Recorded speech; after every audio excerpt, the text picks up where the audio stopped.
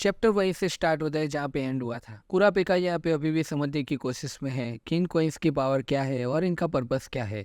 Coins को line में देखने के बाद वो मानता है कि शायद 10 दिन के बाद चेंज हो जाता है जैसे सब ने सोचा था, लेकिन फिर भी प्रॉब्लम यह है कि अगर ज़्यादा पैसे सर्कुलेशन में आ गए तो क्या होगा। इस बात को प्रूव करने के लिए कुरापिका सोचता है कि उन कॉइन्स को चेक करना पड़ेगा जो ऑलरेडी दिए गए हैं। सॉन्ग का कार्ड यहाँ पे तुरंत ही नोटिस करता है कि ये कॉइन अलग है बाकी सबसे, जो इस बात का सबूत है जो उन्हें चाहिए था। एक साइड सेम है पर दूसरी साइड बदल गई। थियरी ये कहती है कि ये कॉइन्स चेंज होने चाहिए उनके पास आने से, जो इन्हें अपने पास रखेंगे। तो कुरापिका सॉन्ग को कहता है कि ये सबको दे दो ताकि ये टेस्ट किया जा सके। सबसे पहले जिसे वो कॉइन ऑफर करता है वो है कुरापिका। प्रॉब्लम यह है कि कुरापिका उस पर अभी भी भरोसा नहीं करता और अगर उसने वो कॉइन ले लिया तो वो खतरे में पड़ सकता है। लेकिन यहाँ पे जोंग के पास एज यूजुअल परफेक्ट एक्सक्यूज है, मतलब कि यहाँ पे वो एक तीर से दो निशान बनाना चाहता है। उसका मेन कंसर्न ये नहीं है कि उसके ऊपर क्या असर पड़ेगा, बल्कि वो क्या करने पर मजबूर हो सकता है।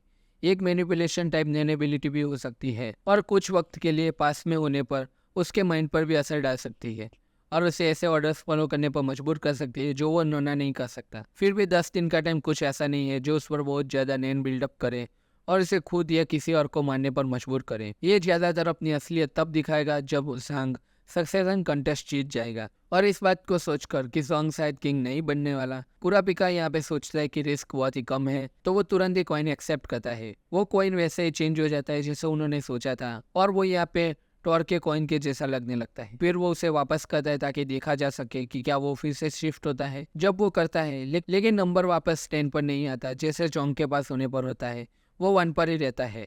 इस छोटे से एक्सपेरिमेंट के बाद कुरापिका को कॉइन्स के बारे में ज़्यादा समझ आ चुकी है, लेकिन वो सॉन्ग को यहाँ पे ओपनली नहीं बताना चाहता कि वो क्या कैसे वर्क करती है जब बाकी के लोग आसपास हो।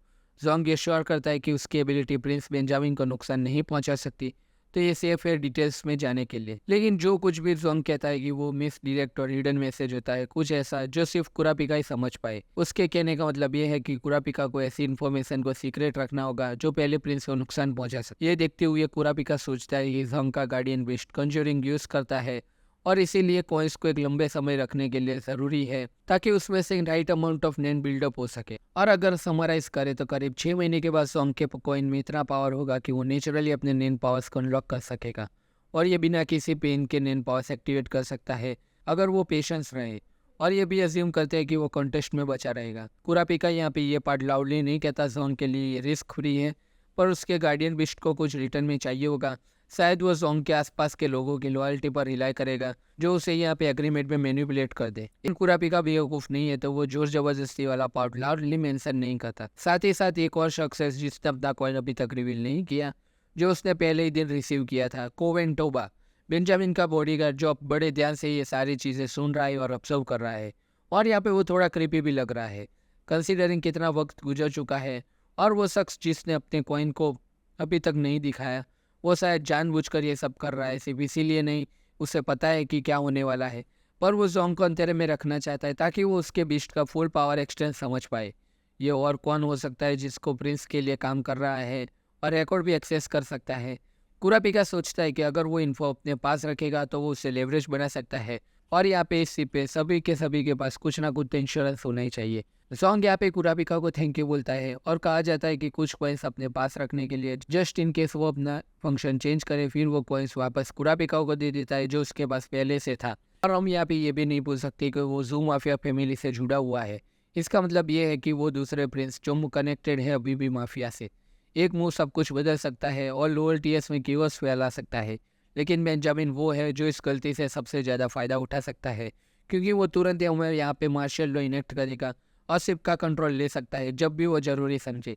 ये टीम प्रिंसेस के लिए रिस्क है और इसी वजह से वो बिना वजह से कन्फ्लिक्ट स्टार्ट नहीं करेगा, सबको खतरे में डालने का रिस्क लेकर। इसका मतलब यहाँ पे भी हो सकता है कि बेंजामिन खुद ही वजह बन जाए मार्शल लॉ इनेक्ट करने के लिए, जो उसे एडवांटेज दे सकते हैं। लेकिन पर ये करने के लिए या तो उसको प्रिंस की डेथ फेक करनी पड़ेगी जो माफिया फैमिली के साथ काम करता हो, या फिर एक्चुअली उसका मर्डर करना पड़ेगा। और यही जगह है जहाँ पे डेथ फ्लैग्स आते हैं सराइड नहीं लाजरस और सॉन्ग के लिए।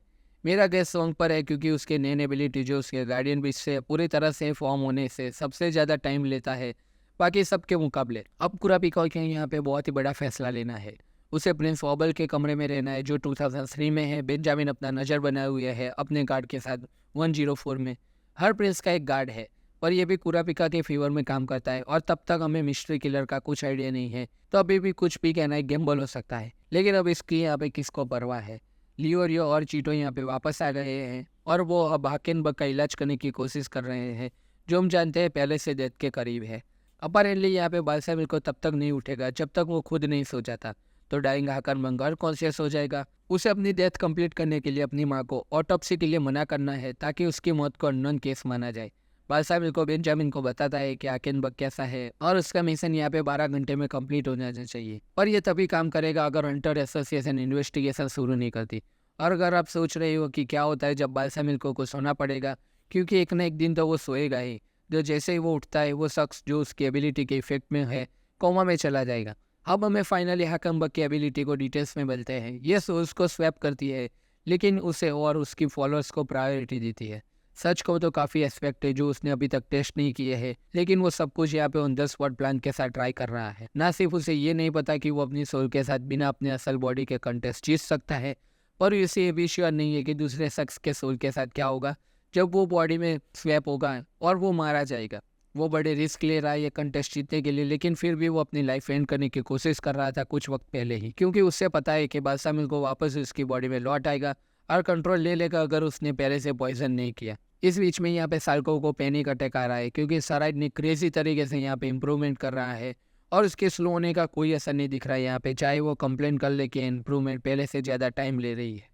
वो अपने जेट्सो टेक्निक में काम करना चाहता है जब तक कि वो 1 सेकंड से नीचे ना आ सके, और उसके लिए 2 हफ्ते काफ़ी लंबा टाइम है ये अचीव करने के लिए। और यहाँ पे साल्को ये जान के डर रहा है कि एक ना एक दिन उसे यहाँ पे सराइडनिक से भी मुकाबला करना पड़ेगा। और यहाँ पे कुरापिका ये डिसाइड करता है कि अगले राउंड के मेन लेसन कल सुबह से स्टार्ट होंगे और यहाँ पे प्रिंस कैमिला का गार्ड भी ज्वाइन करेगा और बाकी सब सेम है। प्रॉब्लम यह है कि उनका प्लान प्रिंस वॉबल को एलिमिनेट करने का है।